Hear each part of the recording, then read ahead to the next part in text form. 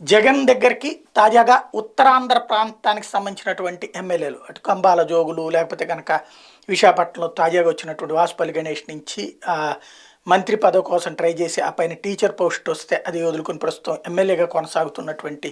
చోడవరానికి సంబంధించినటువంటి ఎమ్మెల్యే దాకా అందరూ కూడా వన్ బై వన్ అటెండ్ అవ్వడం ఆ, ప్రాంతాల వారీగా అందరితో మాట్లాడేసి జిల్లాల వారి ప్రాంతాల వారి ఫైనల్ చేసేటువంటి పని ఒక్కొక్కళ్ళని పిలవటం మీకు టికెట్ వస్తుందని చెప్పేది కొంతమందికి మీకు టికెట్ రాదు మీకు వేరే చూస్తామనేది మరికొంతమందికి మీరు కొత్తగా మీ నియోజకవర్గానికి సోళ్ళని పెడుతున్నాం వాళ్ళకి